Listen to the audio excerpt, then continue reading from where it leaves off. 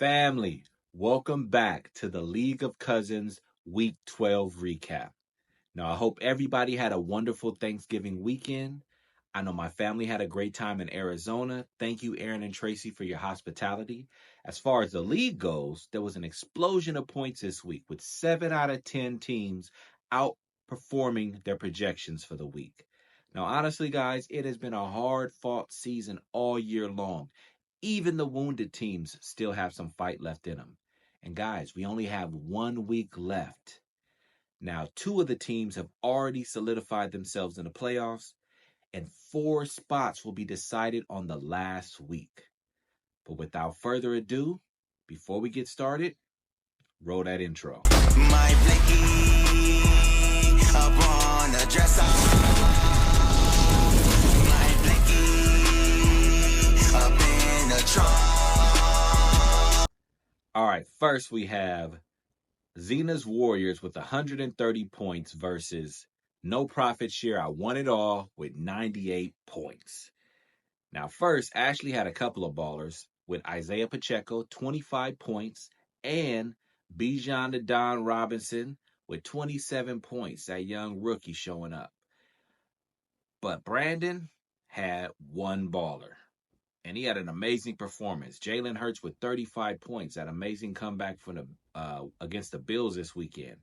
But unfortunately, his team still didn't reach 100 points. That's when you know it's a bad week, like bad. Now that drops Brandon down to the 3rd spot, losing out on a chance for a bye week in the first round of the playoffs. But you know what? Knowing Brandon, it's all probably part of his master plan. I see you, B. I see what you're doing. Anyway, Ashley, on the other hand, welcome to the playoff picture. Now let's see if you can hold on to that 6th spot in the last week or even improve on that position and maybe move up. Or fade out of the picture like a Back to the Future photo. We'll see. On to the next one. Next, we have the Avengers with 105 points versus Mustard Skipped a Beat with 101 points. Now, you guys remember what I said about 7 teams outperforming their projections this week? Well, neither one of these teams were one of those teams. Now, last time these two teams met in week 3, Mitch won by quite a bit. It was a bit of a blowout, 51 points, I believe. But this time, Angel was able to avenge her loss to Mitch with a close victory. You guys see what I did there? Anyway, Angel had a couple of players who showed up. Diggs had 19 points. And honestly, Baltimore's defense with 15 points. Those points were huge for her because she needed every one of them to win this game. Now, Mitch, on the other hand, Mustard showed up, of course, with 21 points. Patrick Mahomes had 20 points. But everybody else was straight hot dog water. Next, we have OC with 158 points versus Let's Go with 136 points. Now, Larry had plenty of ballers this week. Trevor Lawrence, 28 points. Nico Collins, 24 points. Christian McCaffrey with 31 points. And Jonathan Taylor with 21 points. Now, unfortunately, Taylor did suffer an injury that has him doubtful going forward. But I feel like Larry's team is a lot of horsepower right now. And even more since he was able to trade somehow for a top 5 tight end this week. More on that later. But I feel like he's going to be okay going forward. Now, Jason, on the other hand, he actually did have a decent week as far as points go, even though he took the loss. C.J. Stroud had 31 points. Olave had 19 points from New Orleans. And Stevenson from New England had 21 points. Now, I know it's been a tough year for you, Jay. I appreciate you letting me use you as a punchline throughout the season. Thanks for being a good sport, bro. I know you're not going to make the playoffs, but I know you're doing real good in your other 2 leagues. So I know you're not tripping too much, but y'all be aware of his team. He could still play spoiler to somebody, keeping him out of the playoffs. So we'll see what happens next week. because his team's scoring points. So it looks like whoever plays him is going to have to bring it.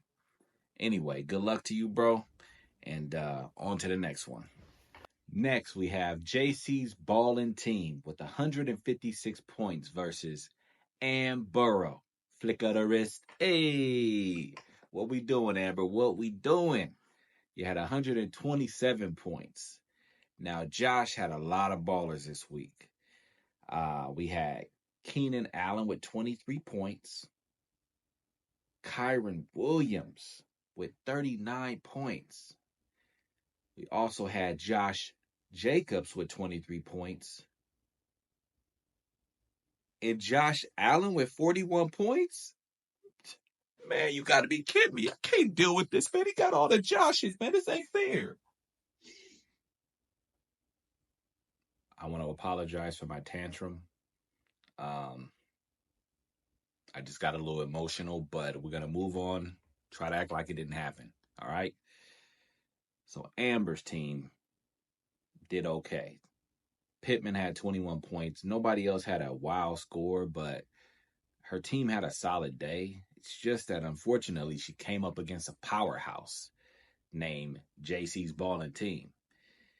Now, Josh moves into the number 2 spot. Welcome to number 2, Josh. Congratulations. You've been right on your brother's heels, but with his loss and your win, you skipped above him. And it looks like you headed toward that bye week, bro, for the week 1 of the playoffs. So good for you. Amber, you still in the playoff picture, holding that number 5 spot down. So good luck to you this week coming up. And what more can I say? On to the next one. And last, we have King Beef with 154 points versus Charles's Wondrous Team with 144 points. Now, this was a close game that went down to the Monday night game to decide who would win.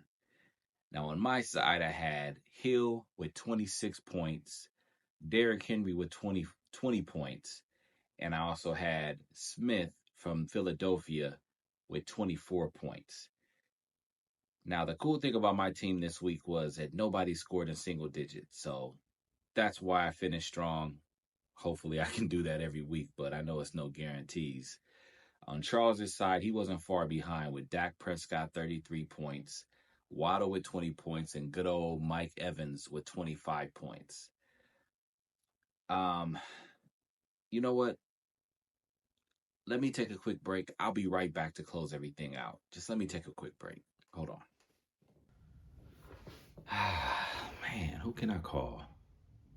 I mean, I need somebody to talk to. I got to get this off my chest. Who can I call for advice?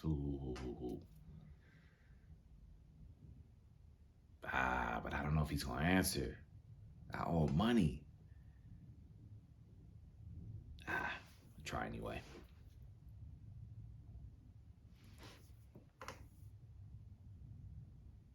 Hello, Mr. Jackson. Hello? Hey, Mr. Jackson, how are things going, sir? Don't how are things going with me? Last time I made an appearance for you, you paid me with a check and it bounced. And I ain't seen you ever since, damn it.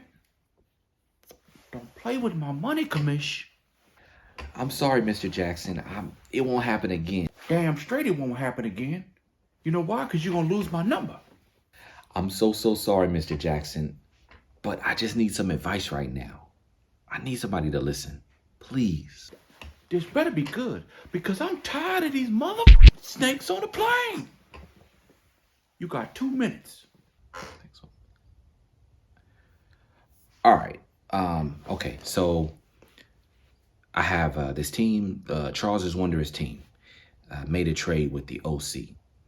Now, he traded his top 5 tight end to this team, and in return, he got a middle-of-the-road receiver who has been injured this year. He's just not having a good season.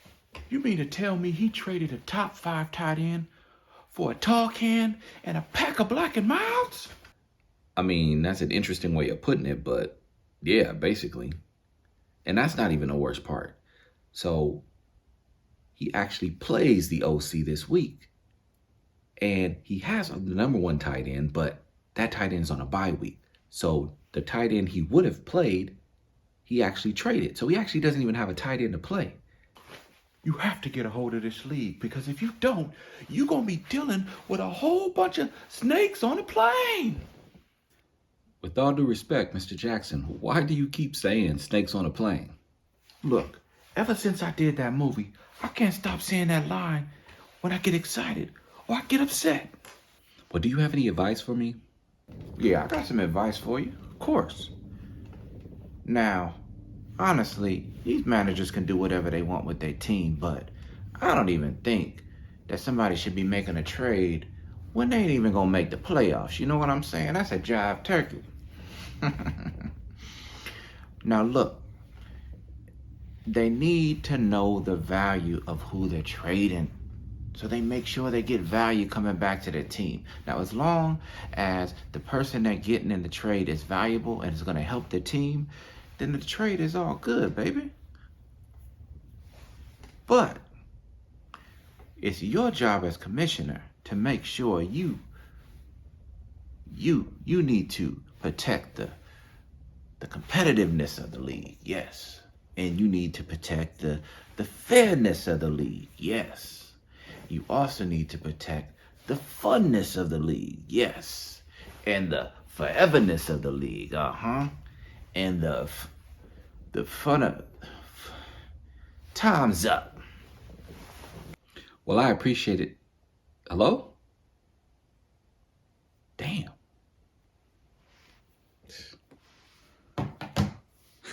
Well, I'll let that video stand on its own. I don't think anything more needs to be explained. I'll just say I'm very excited about this last week of the regular season. So many games left that will decide what the playoff picture looks like. So good luck to everybody. And I'll see you guys next week. I love you, family. Have a wonderful weekend. Peace.